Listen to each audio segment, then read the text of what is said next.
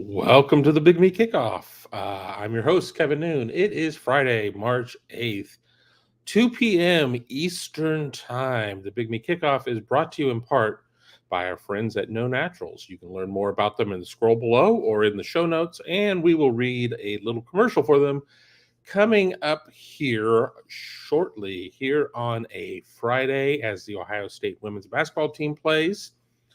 I'm not going to get too much into that because if I start talking about a live event and then people go back and watch the replay, it gets to be a little confusing. So I just try to stay away. I don't even have the TV on at the moment. We're going to try and go 30, 45 minutes. We'll see. I guess it all really depends on everybody who's out there. You ask the questions, we'll keep going as long as we need to, within reason, to fulfill everything, all of your questions here on a Ohio State Friday, here on the eve of Ohio State spring break. Now, there's not a spring break for reporters such as myself, so we thankfully had a chance to talk to the defense, have a lot of audio there to go through. Stories coming all week on BuckeyeHuddle.com. I will get to your comments here in a second, but let's take care of a little housekeeping. Our great friends over at No Naturals, not only a sponsor of this show, but a product that I wholeheartedly endorse myself and use. Are you ready for an entirely different edible experience? Welcome to No Naturals, where we're shattering the stereotype of one-note, slow-acting gummies. Forget waiting over an hour to feel the effects. Our gummies are fast-acting in just 15 to 30 minutes. You're just not choosing your flavor, you're choosing a vibe. With 5 core experiences and 6 custom combos, you're in full control. Whether it's energy and focus without the crash, a peaceful slumber that lasts all night, or a game-changing burst of bliss and euphoria, these edibles are the real deal. And the best part, you don't need a doctor's recommendation. No Natural gummies are dispensary quality and discreetly delivered right to your door. So whether you're craving a productivity boost, a good night's sleep, or some blissful euphoria, say hello to No Naturals. Try them today and use code HUDDLE10 for 10% off your order at shop.nonaturals.com. Know your edibles. Know your experience. No Naturals. So there you go. I want to thank everybody there over at No Naturals. You guys have been a big ally of the show, and hope that we can get you guys locked into another deal here soon. So there we go with that. Everybody's saying hello to everybody, so we'll kind of go through there. Billy Tuesday, how's it going? Mika Hanna, longtime friend of the show. How's Mika doing? Let's see, CW2. We got just everybody saying hello. We're just going to get through a lot of this stuff. We got Odysseus. I'm amazed at the level of panic concerning Will Howard after 2 practices learning the offense. We'll get to that one in a minute. I'm going to put a star on there. Jordan Kapler, we're going to put a star on this one too and get to that in a minute. Just get through everything. You have to slap Tom to get the job. That goes back to a previous comment on a live show earlier this week from the Woody about how much of a super chat would it take for Tony to slap Tom. I said $500. I told them about it after the show. Figured they'd go back and see it anyway. And then it was determined it would be far less for me to go slap Tom. Drowsy Dragon, Ewers transferring out is still haunting us. We can get to that here in a minute. Bootzilla. Let's get here to Wingman Ted as well. We're going to talk about Arch Manning. Yes, we are. And Mika Hanna really excited about the defense. So we've gotten through the hellos, and I've gotten through to see a lot of the initial comments. We're going to kind of start with those. Again, I did not come in necessarily with much prepared, which is fine on the live show. No reason to over-prepare, get pestered with questions. And it's not a peppered is what I should have said. Get peppered with questions and not be able to say anything that I had planned out. So let's get to Odysseus's comment first. Let me drop the star off of here. I'm amazed at the level of panic concerning Will Howard after 2 practices learning the offense. A lot of that is we get to see the first 4 periods or so of practice. We get to see stretching, warm-ups, and then 4 periods, none of them being 7-on-7, 11-on-11, anything of that nature. We get to shoot those. We put the video up, and suddenly everybody is Mel Kiper Jr. And they have made their decisions off of throwing routes on air, not even necessarily complex routes, no defensive players out there, and they know what they know. I've had people come to me and tell me that this guy should start or that guy should start. And I'm the one who's been there at practice, and I'm the one who has shot the video and edited the video. And either people are jumping the gun or are far smarter than me, because I have not seen anything in there that really lends itself to determining what any of these guys are going to look like under more football-esque types of situations. So I'm just going to mark a couple more things here just to see what we have. With that being said, you don't want to see somebody that is like erratic or has janky mechanics or anything like that. And I think we saw some nerves on practice one, and we saw some high throws, and we saw some things of that nature. And certainly there are going to be people who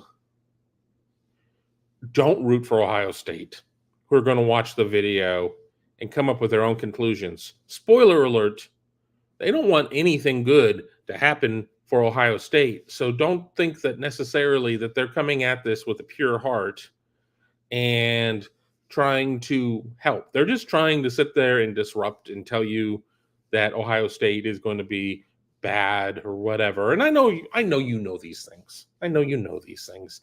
But sometimes you have to hear it again. Sometimes you have to hear it again. So don't get too caught up in that. Don't get too caught up in what you see there. Don't get too caught up in what you see in terms of the very little lining up in 11-on-11 formations that we've seen. Just because somebody was out there on practice one doesn't mean a thing. It's just like me saying that coming out of the spring game, that you should sit there and say, well, I know what this team's going to look like. I know what it's going to look like. I've seen it. Justin Fields was, 4 of 13 during his spring game debut with the Buckeyes? And I'm not foaming the runways of saying, well, you need to be concerned or unconcerned because it's going to look ugly through the spring. That is not what I am going for here. What I'm just saying is the spring is the spring. You are working on your own internals. You're working on Ohio State's system. You're working on bettering yourself. There's not been a single play installed for Akron, nor will there. There's not been a single play installed for Michigan, nor will there.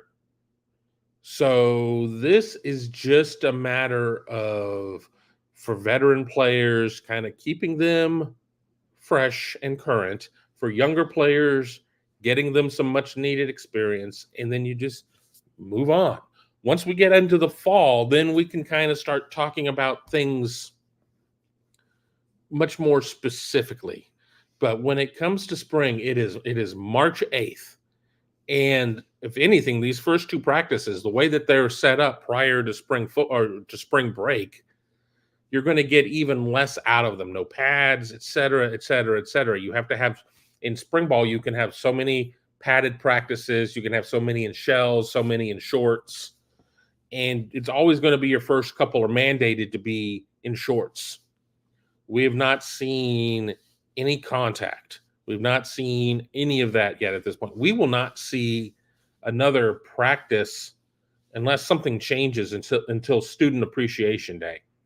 And then we also will see the practice before the spring game.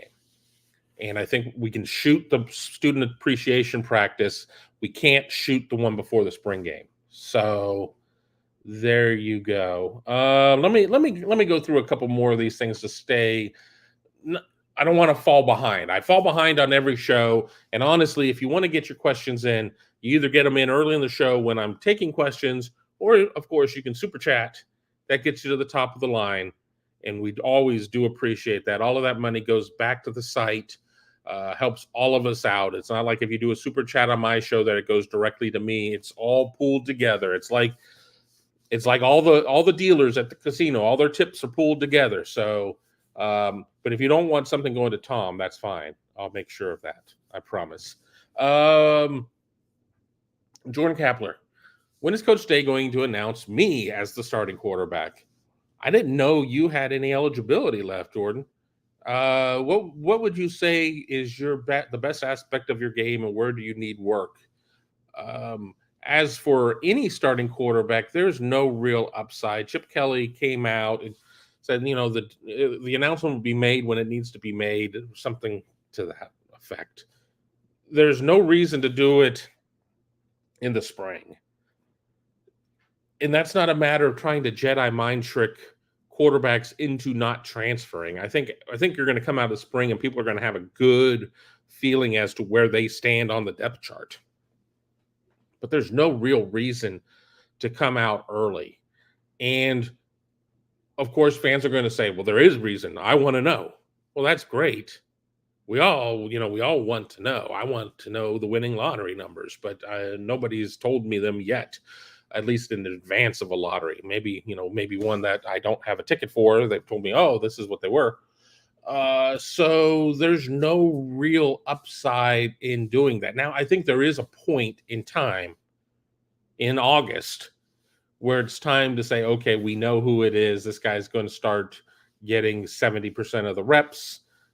We now know who our scout team quarterbacks are, et cetera, et cetera, et cetera, once you start to get into installation phases.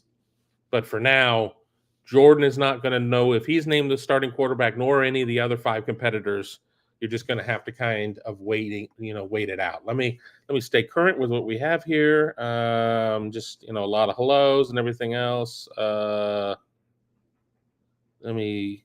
Mika throwing me names that I don't know much about Joshua Blackston, to be honest. Again, there are so many names and so many kids out there that I've not been able to stay up to date on everybody. So I don't know. I could look up his profile right now and I could read off some things from there, but that's not what I think Mika is looking for in terms of insights or whatever. I mean, he's out of Baltimore, Maryland, 6'5", 275, unranked so far on 247, and it's composite. Already has a dozen offers. Ohio State certainly would be a biggest offer on there at this point. Probably prior to that, Maryland or Cincinnati, Tennessee would probably be the biggest offer. I don't know a whole heck of a lot there on that one. I think that in a lot of ways it's good that Ohio State casts a wide net, because there's a lot of times that you get stuck in terms of, okay, we know who kind of our in-state guys are. We're gonna move there, and then you get to the end and you don't really have any names left. But the good news with offering a kid out of Maryland is this a C1 camp offer? Hey, we want to be involved. We're going to offer you, so you do make the drive, the 8-hour, 9-hour drive from Baltimore to come out and camp, so we can really see you and really evaluate you and everything else. And I think something else to remember too, in terms of offensive line offers, is the fact that Chip Kelly has been an offensive line coach as well as quarterbacks. And I think that he can work with Justin Fry in terms of making sure that they're identifying talents that they can, that they see worthy of an Ohio State offer. Now, with that being said, you have to sometimes remember where you are. And I'm not as concerned with Chip Kelly as I've been with some other coaches in the past at other shops. You have to remember where you are, and that maybe the kids that you were getting at UCLA is kind of your gold standard of, well, that's as good as it gets. And you forget that you're Ohio State, and that you could definitely recruit some kids that could be higher than that. So don't fall in love with somebody who fits at your previous spot. thinking that it's going to work at your current spot. If it's not going to work at your current spot, and again, I am speaking in huge generalities and not specifically about this kid or that kid or anything else. I'm just saying it is March. And I understand that the recruiting cycle is a lot faster now. So me saying it is March now versus me saying it's March in 2015, night and day volume difference. You do have to be making these offers and making some quicker evaluations and things of that nature. But you're also not seeing a case of if you're throwing an offer out right now, it's because you're trying to rush job your way to the top of a list or something like that. There's a long ways to go for a lot of kids. Yes, Ohio State has locked in. No, not locked in. You haven't really locked anything in, but you have a lot of, you have a lot of solid, commitments at this point, but you're still going to have to hold on. Let me jump in with something coming off of the Book of Faces with Chris. The women's basketball team is down by 15 in the fourth quarter. Not a good time for them to play their worst game. Now, is a one and done in the Big Ten tournament going to knock Ohio State off of the one line? I doubt it. I don't know. With where men's basketball's been this year, I have not gotten so much into the bracketology of it all. And, I don't know how many teams are hovering right there. I mean, I know Ohio State, after losing to Iowa at Iowa, which would have been a Herculean task to win with everything that was going on there. Read into that how you will. Falls down to 4. Number 4 overall.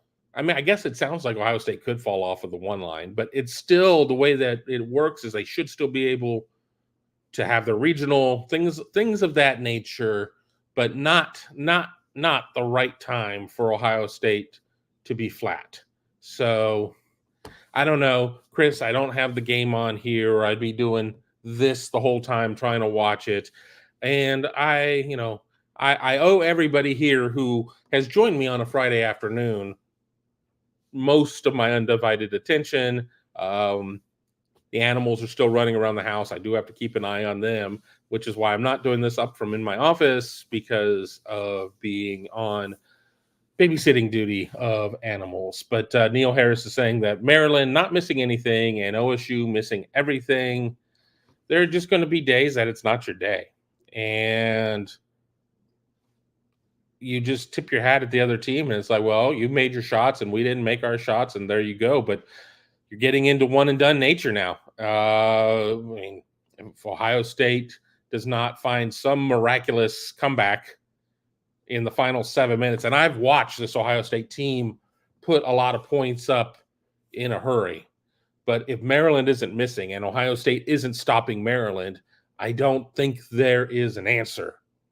Ohio State suddenly could go 100% from the field, but if Maryland is remaining at 65, 67%, and I'm just picking numbers out of a hat, there's just not enough time to come back. You're eventually going to chip away at it, but not in 7 minutes or whatever. I'll get back to some of our pin questions in a minute. Mika Hanna's asking how our dog Margot is doing. She's fine. She has had more training, and it's still not necessarily sticking. She is a stubborn little rascal, but she is asleep in the living room, and we're going to try and leave her asleep so I can do the show with fewer interruptions. Drowsy Dragon says, Quinn Ewers transferring out is still haunting us. Yes and no. I don't know how Ohio State could have played its cards with CJ Stroud as your veteran and Quinn Ewers as your young guy. There was a level of impatience from the Ewers side. And I am not saying that a player wanting to play is like suddenly like the bad guy. Everybody wants to play. That doesn't make you the bad guy. And I'm not even saying he's the bad guy. I'm just saying that any belief that Quinn was going to be able to wrestle away the starting position after 1 year of starting CJ Stroud. That was just never, ever, ever going to happen. So there's something to be said about recruiting top quarterbacks every cycle, and you have to keep recruiting top quarterbacks every cycle. But you also have to have guys that understand that there has to be a level of realistic patience. Now, could have Quinn Ewers have stayed through the second year of Stroud and then maybe have been the guy to step in the year that Kyle McCord was the starter? Absolutely. But in this level of more portability, more impatience, quarterback being by far the most impatient of positions, it just wasn't going to happen. So I don't know if anything is haunting Ohio State. Yes, you look at Ohio State having to go to the portal to get Will Howard. But Ohio State, Devin Brown was still a high 4-star recruit. Lincoln Kienholz was still a 4-star recruit. Julian Sayin was a 5-star recruit. Aaron Nolan was a 5-star recruit. Ohio State is backfilling. I'm not going to buy into the bullshit out there about how Ryan Day allegedly was begging Quinn Ewers to enroll early. That was not the case. That was not the case. Ohio State, though, had to kind of work with the family on their wishes, about when Quinn was going to enroll. So if the family was on an accelerated timeline, what happens if Ryan Day says no? Well, we'll go somewhere where we can. So you lose the kid. If you say yes, you run the risk of losing the kid. But you know how you have a better opportunity of keeping the kid is, well, all right, I guess enroll early, and maybe you get, you fall in love with the place and everything else. But there really was not a way. This wasn't, I mean, maybe for poker fans out there, maybe this was a one-outer. I think they were drawing dead. I don't think there was anything that Ohio State could have done to keep all of those plates in the air. So at best, it was a one-outer, but realistically, it was a no-outer. There was just no way. So that's my view on it. I don't want to overstate the whole Ewers situation because it's over. It's done with.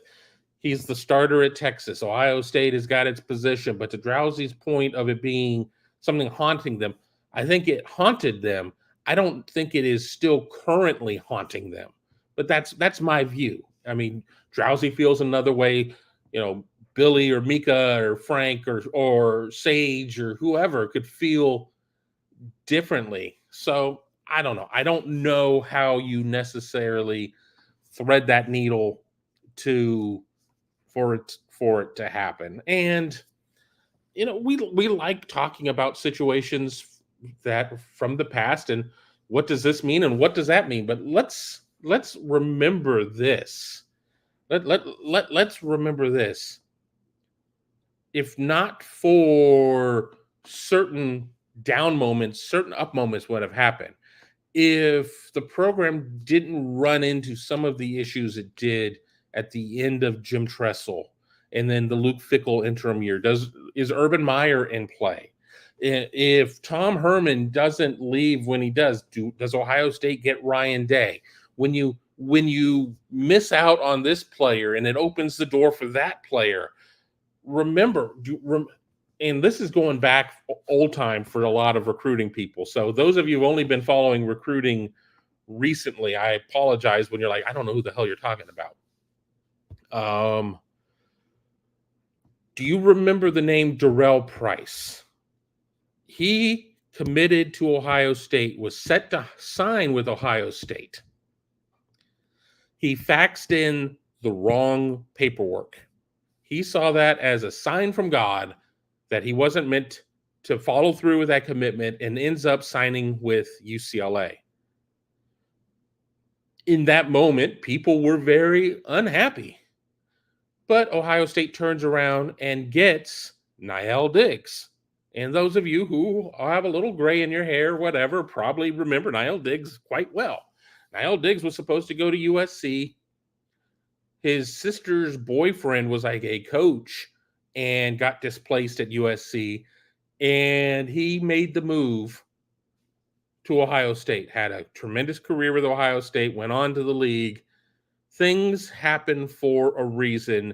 Things that seemed like the darkest of dark moments in its time will sometimes breed into bigger and better things. So you need to kind of check that out and everything else. So there's some stuff going on in the chat that I am just going to pass on because I don't want to talk about it for one reason or another.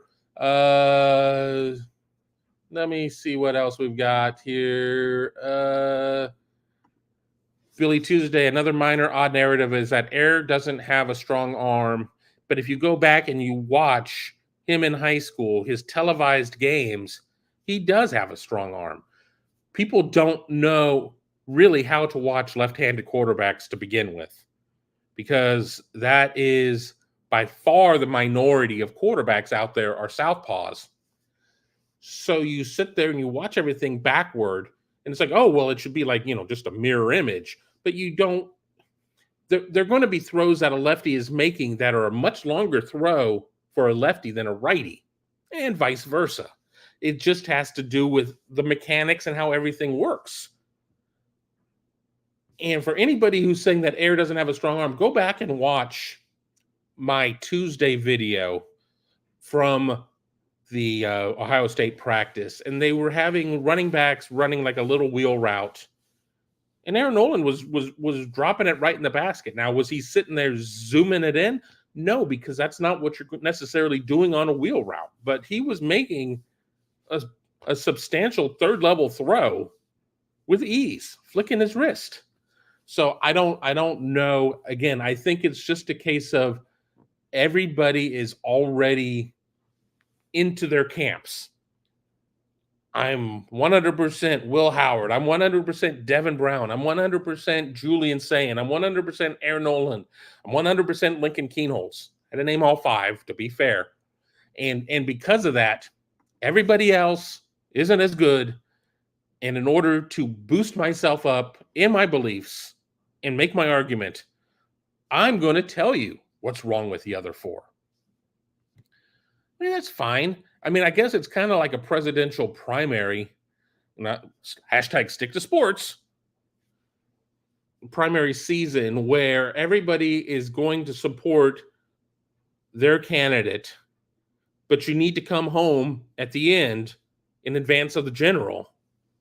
So as long as everybody comes home in advance of the general, which is the start of the Ohio State football season, I guess it's fine as long as things are not said that cannot be unsaid.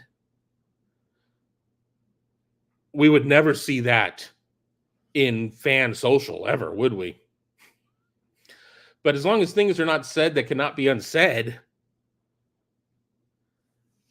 I mean, I guess it's fine. But I don't know. This belief that he doesn't have a strong arm is odd. I mean, not everybody who is an NC2A caliber quarterback is going to have the same type of hose out there. That's a reality as it is. But I've watched Air make long throws, long accurate throws. I will say this, that 2023 high school footage, Langston Hughes High School outside of Atlanta, where Air went, was not quite as impressive game to game as 22 was. He had a much stronger team around him in 22 in terms of the pass game. 23, they had a beast of a running back. I remember his first name is Justice Savage or something like that. I think it's like something like that. He was great. I mean, and he was going to go to Indiana. I think he ended up going like FAU or something like that. They were able to get a lot more done on the ground, and maybe his tape wasn't quite the same as his junior year tape. I don't know. Let me let me kind of make sure I am staying relatively caught up as I'm putting things into the queue. I'm getting new glasses next week, hopefully. Maybe I can stop doing this. We'll see. We'll see. We certainly have a lot of people talking about the quarterback situation. I agree. Apparently, at the time, as of 3 minutes ago, the women's team was down 20. That seems like a bad move, but I'll say this: when they lose, ain't nobody coming back from 20 with 4 minutes to go in a game or whatever. They're going to get a couple of extra days to get their legs back. Now, with the women's tournament, it is a little bit different because the women's tournaments run a week before the men's tournaments, and the women's tournament still, like the NC2A tournament, still starts around the time of the men's tournaments. So you do worry sometimes about having too much time, but you do get your legs back under you. Playing 3 games in 3 days can be a big ask. I mean, you're not even playing daily in the NC2A tournament. You're playing Sunday, Tuesday, or Saturday, Monday, or however. I don't remember exactly the days of the women's tournament, but they do try to move them a little bit. So you're not running stuff opposite of the men, and you run out of TV outlets and you dilute your audience. But yeah, let me just keep going through here. We got Wingman Ted. Friendly reminder, you want to talk about Arch Manning and the NC2A game. I have most of that anger worked out of my system. And that was the problem of waiting this long. And I have talked about it on another show. I believe it was the Mark Rogers show. So, for those that don't know the story, Arch Manning has declined to be in the game. The compensation is $600 and a copy of the game. The story, as reported by orangebloods.com, the Texas side of the rivals.com network, essentially that he wants to focus on his own on-field stuff, and that's why he's not going to be in the game. Look, if you don't want to be in the game because you don't feel that the compensation is worth it, or that the Manning name is too big to be sold out for a couple pieces of silver or whatever, then own it. Don't give me this horse crap answer that it's because you want to focus on your on-field rigmarole. That's intellectually dishonest. That is intellectually dishonest, and we're all smarter than that. It's not like your video game persona played by thousands and thousands and thousands of people out there is suddenly going to affect your life. You're not suddenly going to wake up in bed with Princess Peach from Mario Brothers because somehow there has been an intersection of your real life and your video game life, for whatever it's worth. And I know I'm exaggerating here a little bit to make a point, but it's just it was such a cock and bull answer. Now, again, if you feel that I just don't want to see it get to a case of where certain players are going to start trying to break the collective bargaining to get their own deals, because that's when this whole thing falls apart. That's suddenly when you're playing with QB 18 and RB 32, and you can't have any customization to where you want to have it. For a decade, every football player I ever talked to who was a college player, a high school player who was going to be playing in college, like a legitimate blue chip recruit, I'd be in the game for free. I just want to be in the game. If somebody goes there and messes it up for the rest of everybody, a pox on that guy is what I'm saying, a pox. Because we have waited a decade plus for this. And I talked to a buddy of mine who's a Texas alum, and he did the math and tried to play, well, the $600 isn't all that much. Well, guess what? It is what it is. EA is not a charity. EA is not a nonprofit. EA has to sit there and develop a game largely from scratch and pay for a lot of licensing and everything else.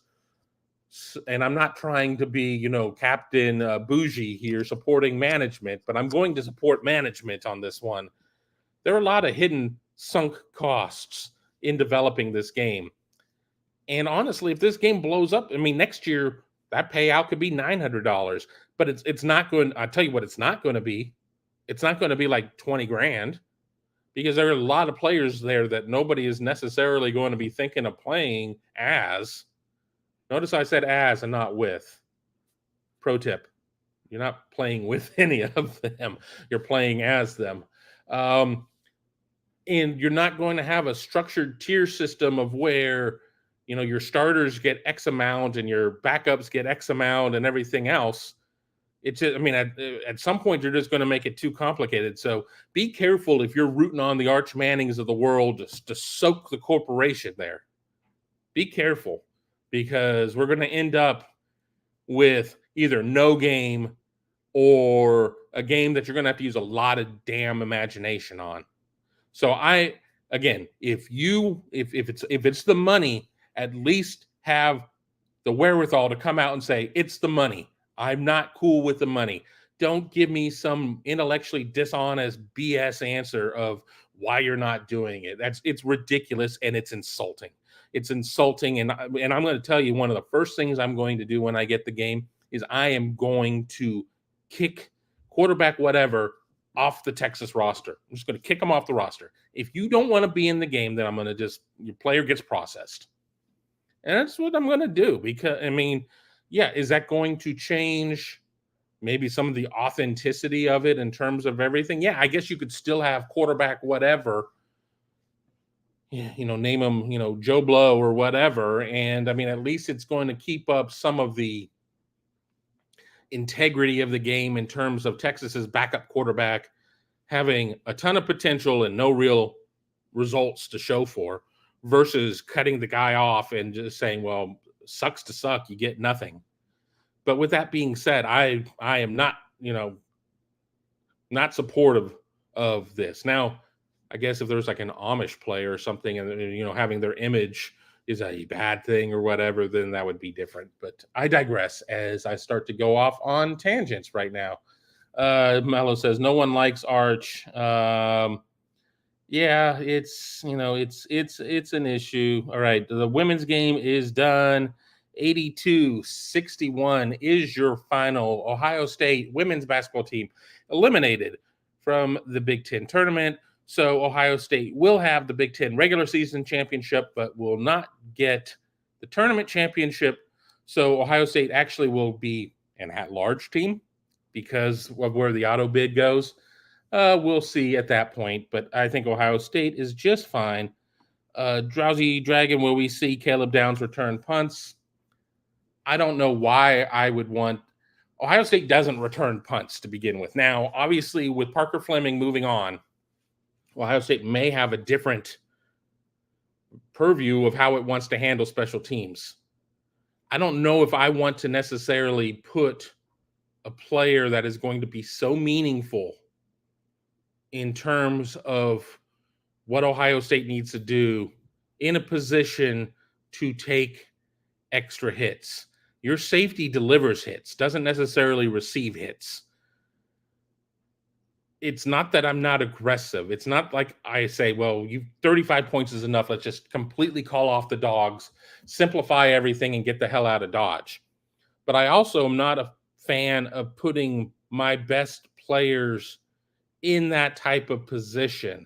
Now, if it's a case of, well, we're just going to fair catch everything and tell somebody, put your heels on the 8 and don't go drifting back to the 3 to field punts, okay.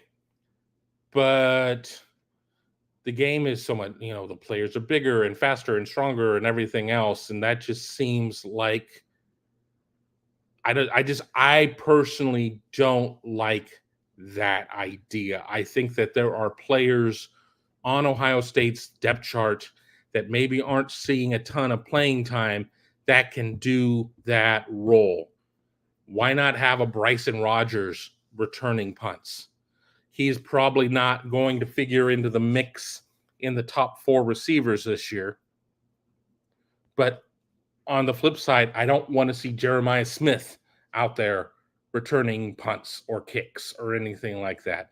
It just seems like the risk outweighs the reward. And this is different than where Ohio State was under CJ Stroud, where Ohio State's probably going to score on just about every drive that it wants to. So it doesn't matter if you start on the 35 or the 15 or the 5. Good things are probably going to happen. Until we see where this offense is and how some things have been fixed or whatever, field position is important. But what is also important is making sure that you're not putting players in unnecessary harm. Now, that doesn't mean to put these players in bubble wrap and take them off the field at halftime and everything else. I mean, you got to play your game. But I'm of the mindset that I want to make sure that people that are in – I see more fluky stuff in special teams than anything else. I did not like seeing Emeka Egbuka necessarily being a returner. I did not like seeing Chris Olave being a returner. I think that there, at least not when he was further along in his career. I just think that there are better options. But all of this is above my pay grade. And it'll be interesting to see.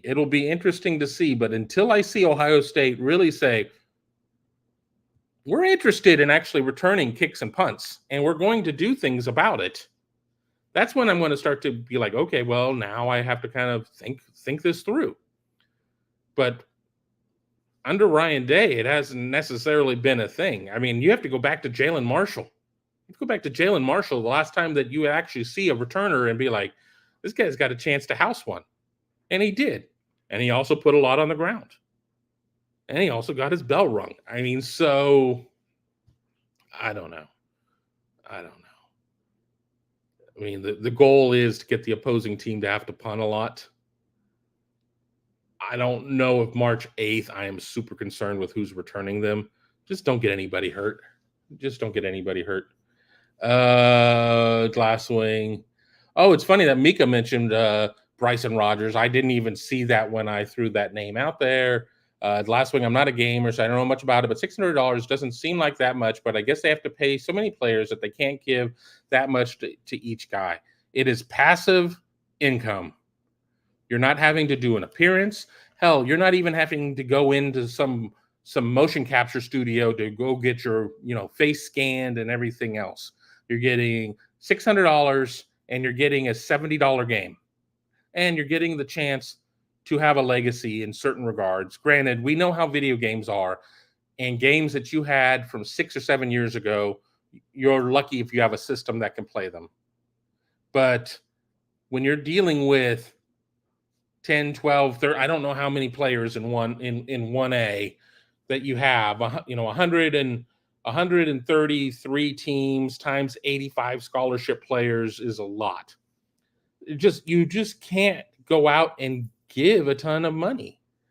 I mean, this, if you're a player who is good, I guarantee you this $600 is just like gas money for you or whatever. You've got other deals either through a foundation or something like that, a collective, with the local auto dealership, whatever.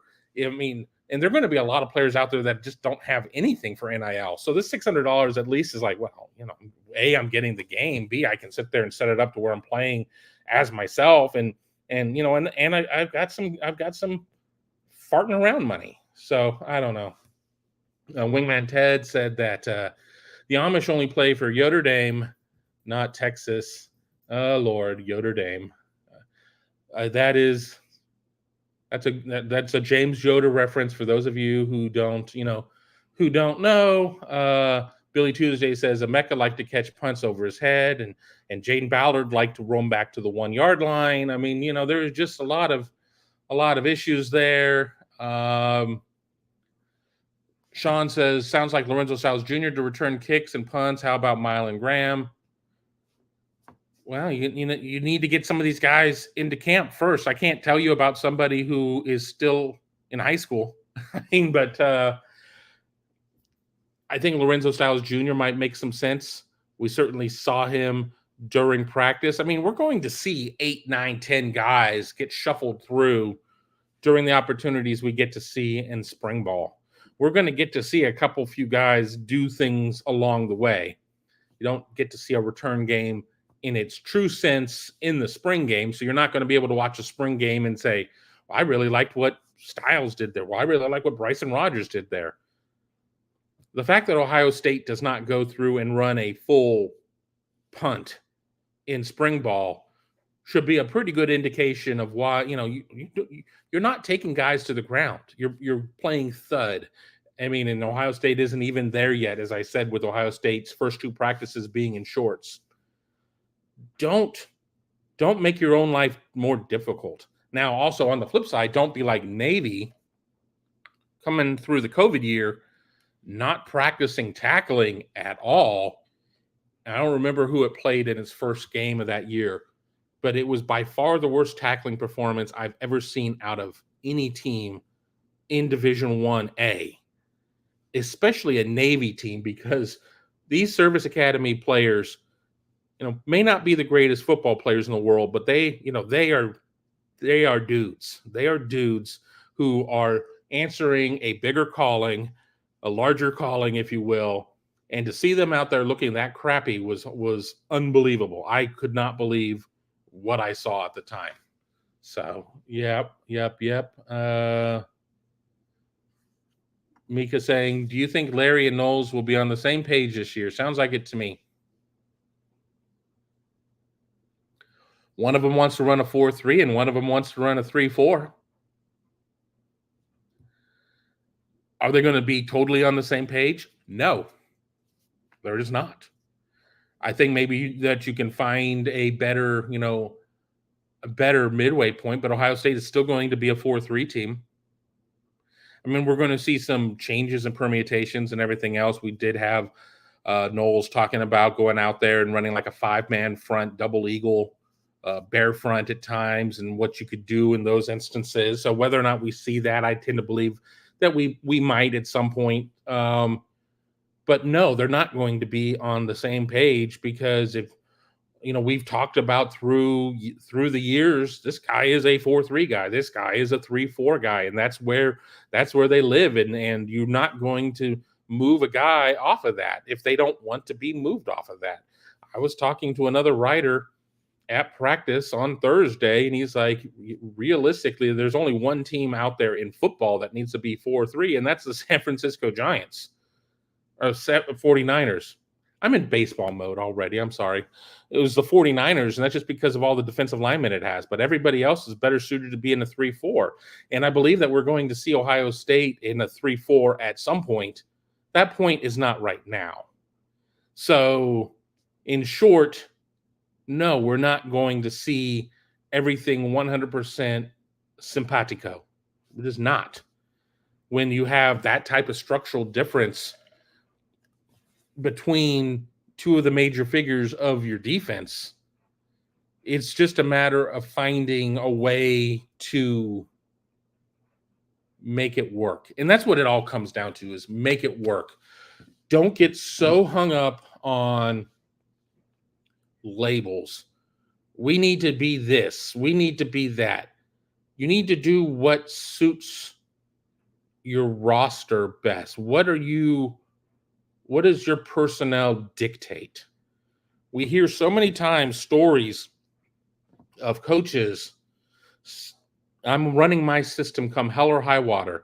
But it's the good coaches that say, well, look, I'm going to adjust my system to work with the personnel that I have, with the mindset of eventually, through recruiting, you're going to have personnel that is going to fit the system it is that you most want to run.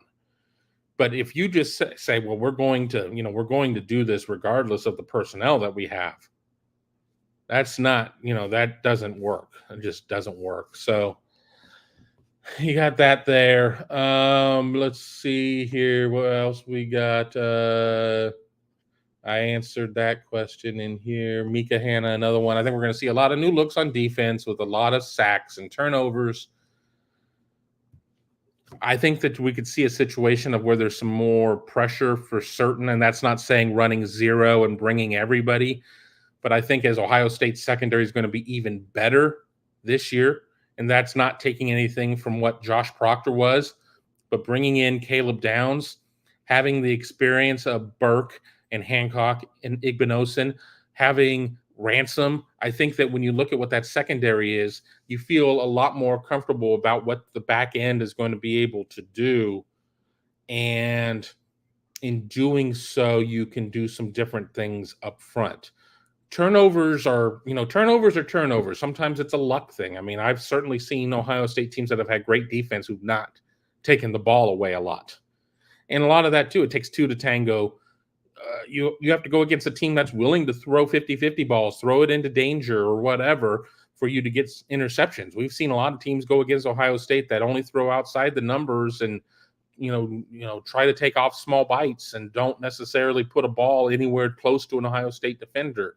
When it comes to forcing fumbles, I mean, that just kind of happens sometimes. I mean, there are certain players that that are all loosey-goosey with the ball that you can knock it out.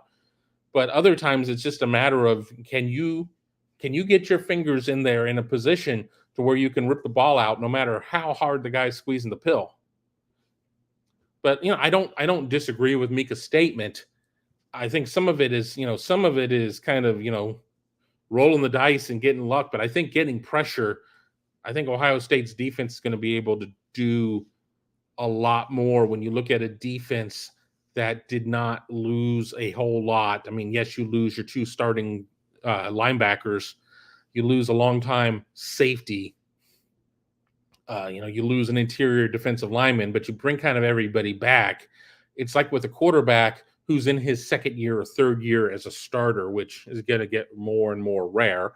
But you get into that situation and you allow your quarterback to call audibles, to change plays. You send them in with multiple plays to be able to make those changes.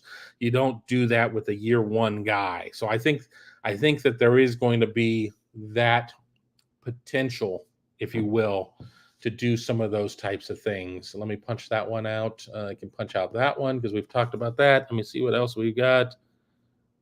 Thoughts on ex-Vanderbilt quarterback Mo Hassan comments about the Italian mob fixing SEC games. Interesting allegations, but seems like it's all smoke, no gun. I was at lunch today, and I read the headlines of that. I did not go in to read the story because it was one of those aggregation sites that pissed me off on Facebook that had it. I'm like, I'm not giving these SOBs a click. And then like my phone rang and I talked to somebody and I got back and I never got back to the story to go find it elsewhere or whatever.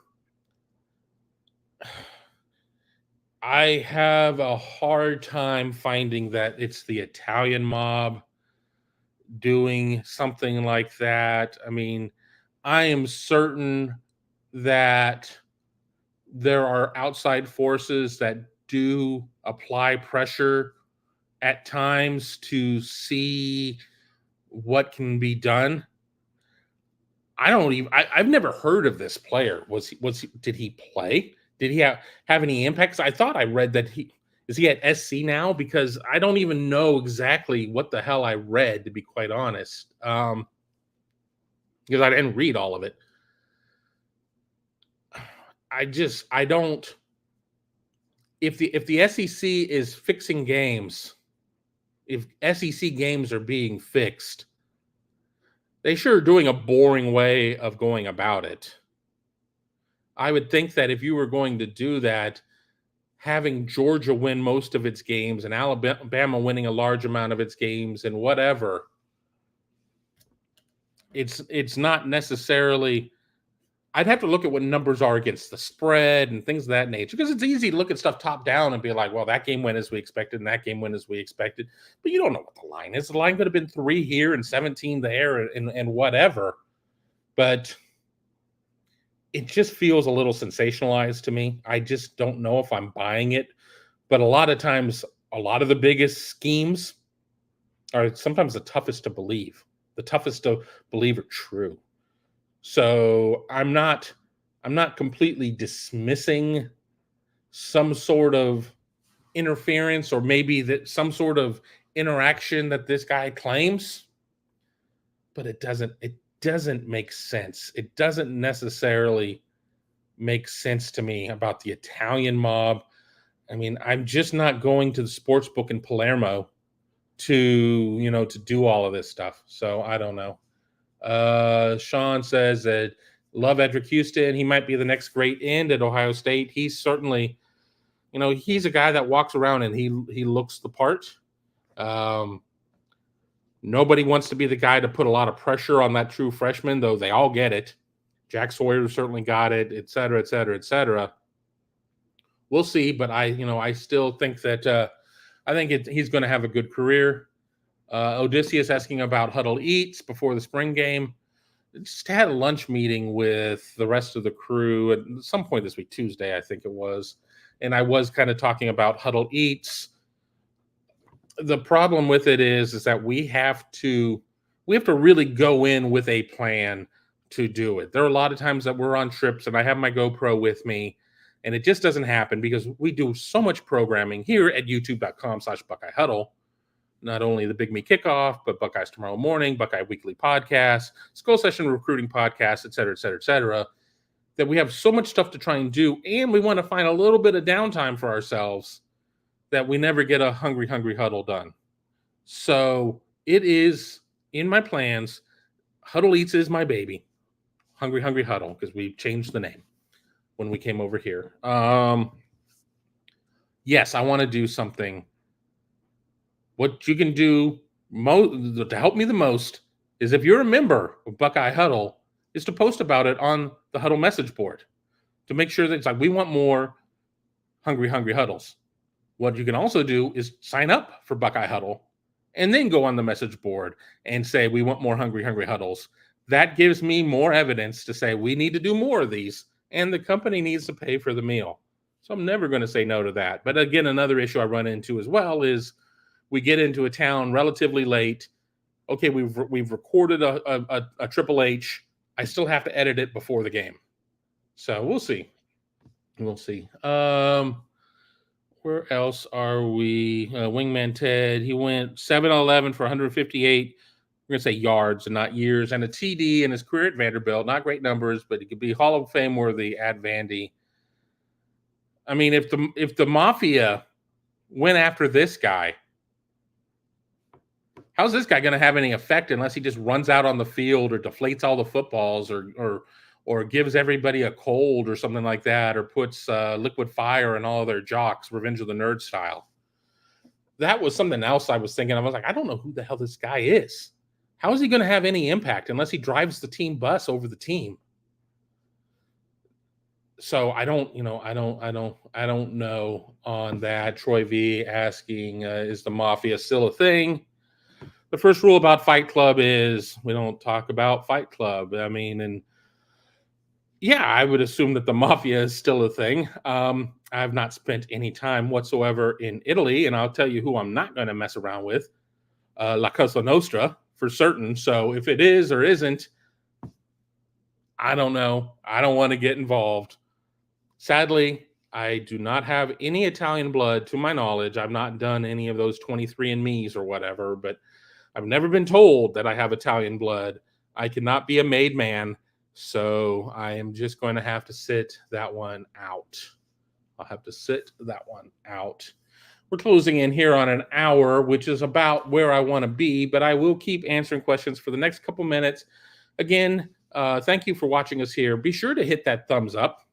Subscribe to the channel. We are closing in on 20,000 subscribers. We are getting really close. Help us get to 20,000 before Southern Swing, which will be in May, I think. I don't even remember. I think we're in it in May. So help us get to 20,000 subscribers before Southern Swing. That would mean a lot. If you're listening to us on one of your favorite podcasting platforms, leave us a 5-star review. That helps us get our message out to more and more people, and that allows us to do more and more things, i.e. Hungry Huddle. and sign up for BuckeyeHuddle.com. So much going on right now. Ohio State just picked up a commitment from a 6'7", 255-pound punter out of Australia, Nick McLarty, who is a class of 2024. He will enroll in advance of summer and will compete for the punting job. So a lot of people were concerned about where punting was. Ohio State went and brought in a transfer from Wayne State. Ohio State has a walk-on, Joe McGuire, I was going to say. I just spaced on his name, and now has Nick McLarty, who I would love to see them run a ton of fakes. Look for his video on my Twitter feed, Kevin at Kevin_noon, where he claims to have kicked a 90-yarder. And, punting is not necessarily just about how far can you kick it. It's about the English and pinning guys and everything else. You don't want to outkick your coverage. So it's not like, well, you need to go out and get the guy that can kick it the furthest. Well, there's something to be said about pinning a team inside the 10 or just kicking it out the back of the end zone and having them start at the 20, just in terms of percentages and how, successful rates and everything else. But, sign up for BuckeyeHuddle.com. Please, please, please. I saw something. Here it is from Mitch. What are the chances Knowles runs 4-3 to get CJ, Sonny, and Simon on the field at the same time? I don't know how you can justify sitting any of them. Going to be a tough call for Jim. But are you on the – you only need to do that if you're going against a run team. If you're going – in Wisconsin, it isn't the heavy run team anymore that it used to be. Are you going to sit there and who are you taking off of the field? So are you going to take Davison Igbinosun off? Or are you going to take Jordan Hancock off? You're not taking Denzel Burke off. And you're going to have your safeties there with Lathan and with Caleb. So it's not just a matter of saying, well, we just want to make sure we get this guy. Well, who are you taking off for that? What has CJ shown at this point? At this point, March 8th, and I am a big CJ Hicks fan. I was covering him, I think, coming out of his sophomore season. So this is not me saying, well, CJ is just not ready to play. But what has he done right now to warrant being on the field over Igbinosun? What has he done to warrant being on the field over Jordan Hancock? If you are going against in a situation of where it could be run or pass. Now, obviously, if it is an absolute run possession, everything else, yes, you do some different things at that point, but that should not be the base. That should not be the base. I think we're going to see with James Laurinaitis as the linebacker coach, I think we're going to see Ohio State do a better job. At least they've talked about it. Fool me once, fool me twice. But at least they've talked about rotating guys more. Steele and Tommy played all the time, with Cody being really the only sub. I think we're going to see more of a rotation to keep guys fresh. It's going to be a longer season, et cetera, et cetera, et cetera. But, Mitch, I don't see a situation of why CJ has to be part of the base. I may feel differently in 4 months. But today I don't. And Mitch kind of talks about the linebacker rotation. Yes, you do need more linebacker rotation. But, again, there's a difference between rotating CJ in and being a 4-3 and not having either Igbinosun or Hancock out there. So I don't know. Let me follow up. I know the Big Ten doesn't have many teams that prioritize passing systems. USC, Maryland, maybe Wisconsin. Again, this is not really as much of a run league as it used to be. It's just not as much of a run league. So I don't necessarily. I think that I am better off with the 4-2-5 and just rotating a little bit more than maybe having some ideas there. I think that there are times where you need to bring in CJ as a stand-up rush end. I think that's where he needs to be. I think that is much more his calling. Let me go through here. One thing I'm not going to talk about. I'm going to talk about it, not to talk about it, is I'm not going to talk about rumors of any altercations. You have, like in camp, you do have some times where things get a little heated and things. Generally, that's between players. But anything beyond that, I did not witness anything that happened. Certainly, I've heard people talking about it, but I don't want to go out and be like, I don't talk rumors. Well, I have to talk rumors sometimes. Recruiting is a lot of rumors. But as for this, I'm going to stay out of the fray. I'm going to stay out of the muck. There's nothing to gain from it. I'm sorry. That's just not something I'd necessarily want to talk about here on a Friday, Friday afternoon. Anybody got any big plans for this weekend? I am going out with a buddy of mine, and hopefully we're hitting a couple of local breweries around town. So I'm definitely looking forward to that. He is a good friend, a big time Buckeye fan, and a member at BuckeyeHuddle.com. So you want to have a dream date with Kevin Noon on a Saturday, maybe you too should be a member at BuckeyeHuddle.com. But then again, if you're out of state, I don't know how we're going to make that one happen. Let's see.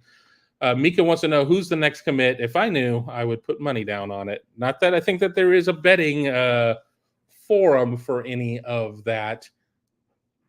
Let me save that one for next week and think it through, because I could blurt out a name, and it may or may not have any real timing behind it. I mean, when does Tarvis Alford or TJ Alford, when does he make his decision this month or whatever? But I think something certainly happens before then. I think we could see maybe a little bit more movement on 26.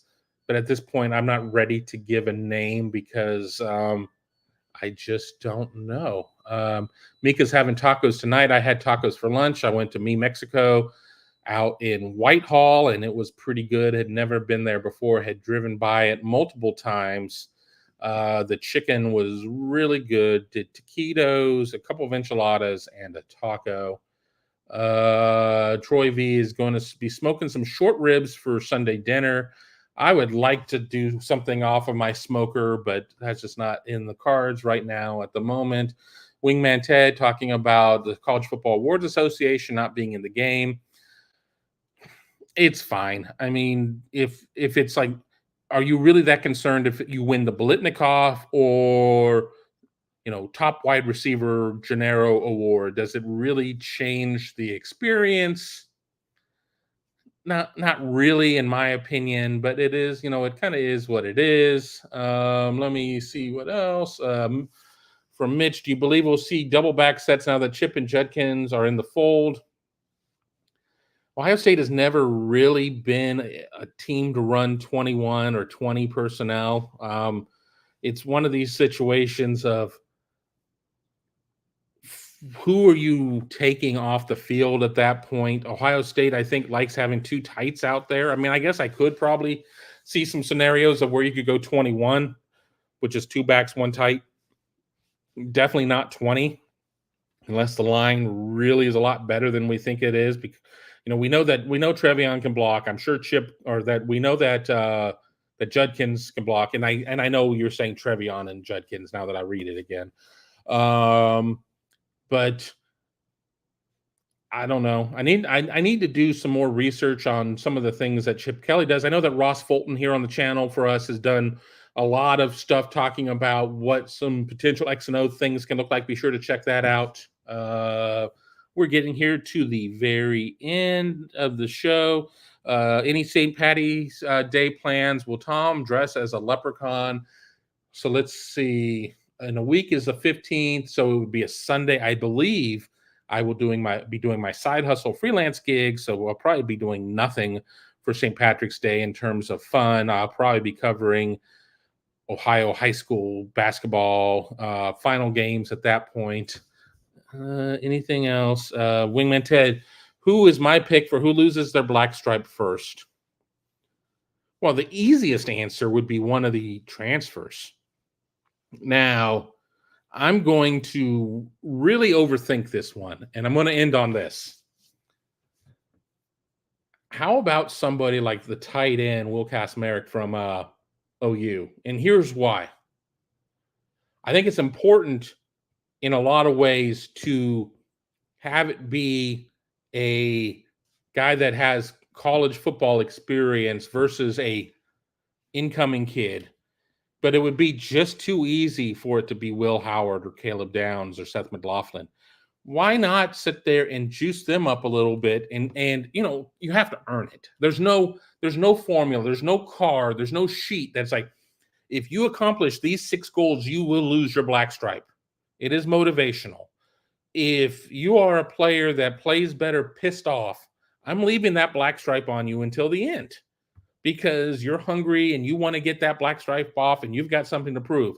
If you're somebody that needs to have little rewards along the way to keep it going, you're probably going to lose the black stripe quicker.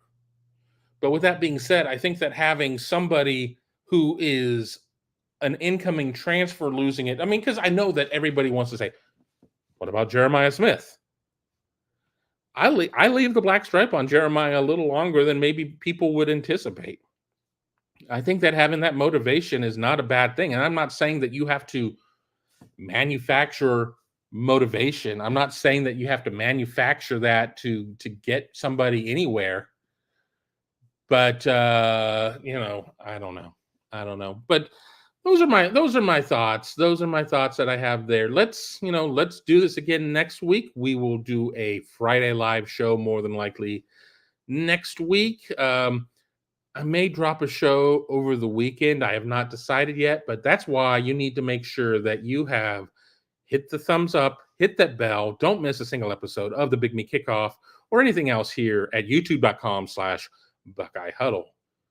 Until news breaks or until next week, I will talk to you guys very soon. Have a wonderful weekend. Stay safe, be well, stay warm, and talk to you very soon.